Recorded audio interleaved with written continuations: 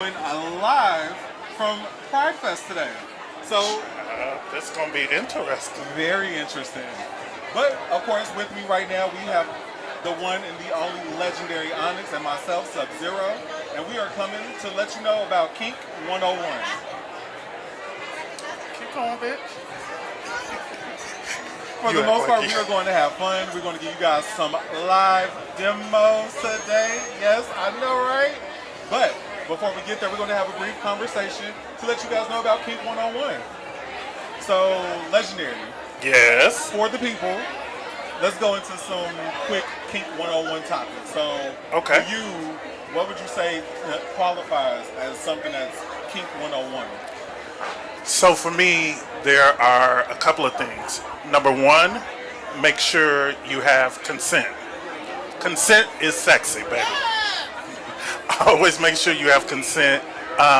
Even in the middle of a scene, if the person you're being a sub or dom with, they say, you know what? I'm done. I tap out. Then you know what you do? You say, okay, we're going to stop. Another thing would be do your homework. I always tell my bad water sports story, but I've had moments where I met someone and I thought they was cute and they said they were into bondage and they put handcuffs on me and my circulation cut off. Or they was like, "Ooh, let me tie you up," and I couldn't breathe. So just make sure whoever the practitioner is has done their homework and know what they're doing. So I noticed when you said that you were losing circulation, that's not safe at all. But in the midst of that, I noticed that you didn't mention, like, was there any safe words, or did you guys have that set up so that way you wasn't just sitting there going numb? So that was more so in my initial, when I thought I was into kink and I just watched it on Real Sex on Showtime, just being real honest. That was my introduction to kink. But it was more so I didn't have a safe word and I just was like, oh, I'll try this. This look cute. But overall, eventually I learned about safe words and making sure that I have a safe word. One time I was with someone and because I love the movie 40-Year-Old Version, my safe word was Kelly Clarkson. And so they knew that the scene would be done as soon as I'd be like, yep, Kelly Clarkson. Interesting. Okay, all right, I got it. Child, you asked. If it works, look, don't. If it works, why change it? So I guess my other question for you is, what introduced you into kink? Like, what was something that you took a look at and was like, oh wow, I want to try that? For me, it is the fact that I grew up very, very religious, very God bless you, hallelujah. And I was like, ooh, that makes my nature rise. And I was like, ooh, I want to try that. So it was certain things that I would just say, Honestly, I would say it was just randomly watching porn, seeing certain things happen, seeing things I'm just like, that's different. That's was so creative. So I was like, let me do my research, let me look to see what I truly want to get into. I mean, it has led me down different paths of, maybe yellow and magenta. We're not going to name those colors right now. But, for the most part, I haven't really had a bad situation. I've probably had some close calls, but I've still walked away. Again. No, not for you. Not the same. there are certain things that is, oh hell no. Nice play. But with him saying that, though, we do not yuck anyone's yum. So by all means, kink is open to interpretation by the individual. Everyone can define what their kink is to them. And for the most part, everyone goes on their But is there an essential or a vital person that you would say kind of introduced you to the world of kink? Honestly, it was a couple of the way that they practice their kink. I ain't never said it openly. One of the people was actually Mufasa, seeing him flogging how like they were in La La Land while doing it, and I was like, ooh, I want some of that. I want to be there. So I noticed that you also brought up Onyx. So for those that are at home and watching this live, what's Onyx? Who's Onyx? What is Onyx? Glad you asked me. So Onyx is a POC organization that deals with leather kink and fetish. And so we practice the 3 E's. It's called educate, explore, and empower. Educate, explore, and empower. We teach you about what you need to know to the best of our ability. We help you explore whatever your kink or fetish is, and we empower you to do the same. I appreciate that. Thank you. Thank you. So with that being said, we are going to move into the toy box. So normally we would do this in studio, but we're now Live and in color. right? But we're amongst the people out live and in color. So with that being said, we normally offer a toy box that normally allows you to get tested at the facility. And with that, all you have to do is fill out a form. From that form, make sure you put your correct information. So we want to make sure that you are able to receive the toy box. From there, you will receive a test that comes to you in the mail, very discreet. When you take the test, you're going to call back with your results. From there, once you get your results, we will go ahead and put that into the database, and we will go ahead and ship you out a wonderful, magical, personal toy box of your own, so that way you can go ahead and start this magical journey of kink. But with that being said, let's honestly kind of let the people know why we're here, and then for the most part, for the weekend as well. The one thing that we're definitely going to try to hammer home this weekend is Kink 101.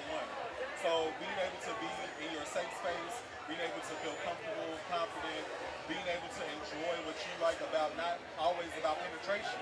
Being kinky does not mean that it's penetrative at all. Kinky don't equal sex. It does not.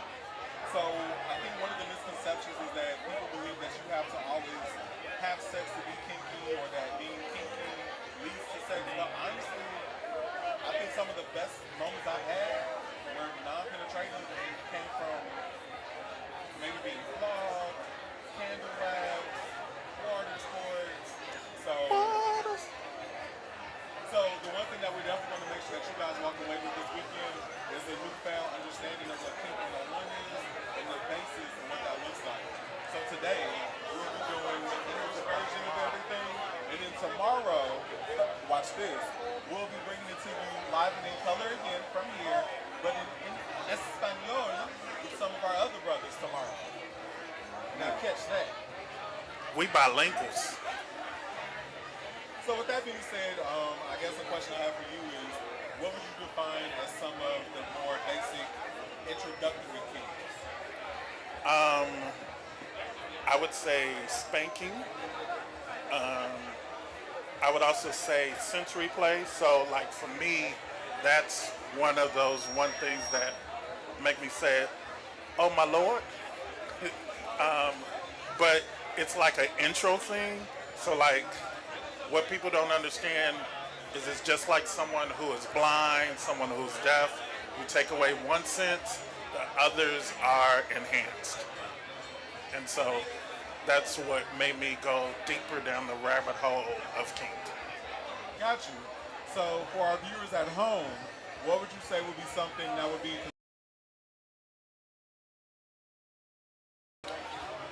Since you asked, one of my favorite ones is actually sensory play. And a lot of the things that I've done with sensory, get you $10 together, $10, and you could get 10 different, well, they went up on their prices. You get 9 different things in the Dollar Tree just for you. So the different toys that the dogs put in their mouth, and if you put it on someone's skin, it feels oh so good. I've used a back scratch it on their face and made sure that the person can't see.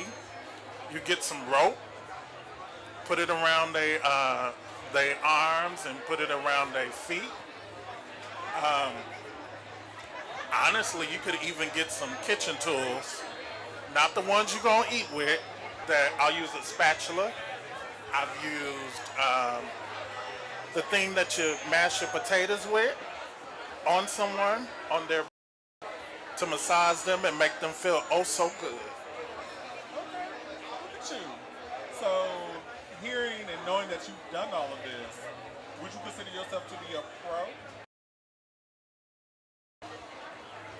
I believe that you're always learning, always trying to get to know more. The time, in my little saying is, the time that I become a pro is the time that I did. Do they need to have any type of prior knowledge before jumping into kink? I mean, there's some small ones that you should know, like if you're trying to flog someone, make sure you don't hit the kidneys. But like, just understand your partner, understand yes or no's, and go slow. Don't just jump in. This ain't like learning to swim. You don't just jump in the deep end and think you're good. Put your toe in and go in slow. Okay, got you. Well, I guess as a takeaway, what would you say would be some of the risks or safety ideas or practices that should go into discovering what type of kinks you're into? Well, for me, some of the things I've done is just talk to different practitioners of particular kinks I've been interested in, understanding what my yes, no's, and possibly understanding that I'm okay not knowing everything. Another one would be, like I said, just don't just jump foot first. Put your toe in, put your baby toe in, go slow, and just be careful. If you think you're gonna hurt someone, don't do it. True words to live by. Well, with that being said, like I promised, because you guys have listened and stayed this long, we're going to go ahead and get into some demos. So some of the demos are definitely going to be handled by some of our members of Onyx Midwest. We are going to kind of go through a lot of those with you guys today, and then we're going to go ahead and break down what they're doing and allow you guys to be immersed in what's going to happen.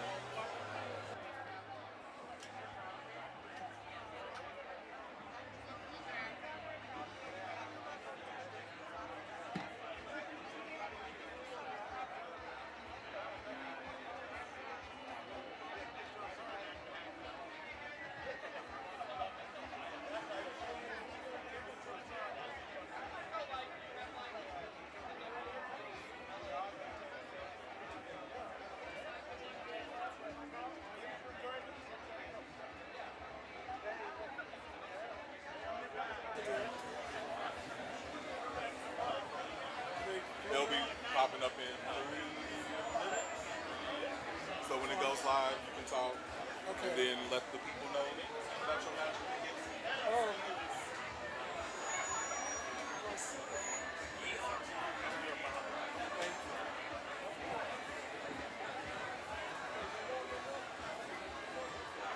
you want to stand? Did you want to sit? How do you want me?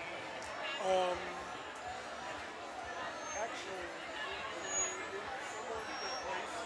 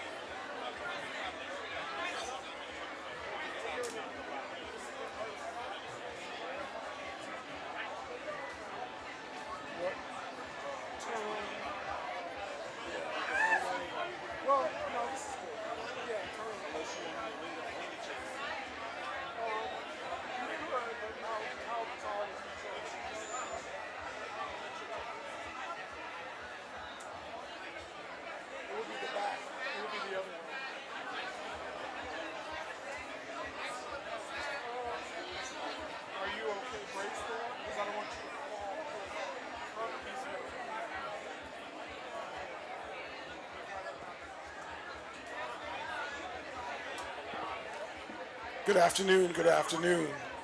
I'm Mufasa from Onyx, one of the founders of Onyx, and we're just here this afternoon to show you a few things and how you can play responsibly, but how you can play and have a lot of fun with your hands. Impact play is a wonderful thing. Anything that hits the body is impact play. And we're going to do a little demo, and I'm going to, my demo bottom is Legend the Body. And you can do it with your hands. That's the thing that you always have with you. Impact play is also with floggers and paddles and other implements.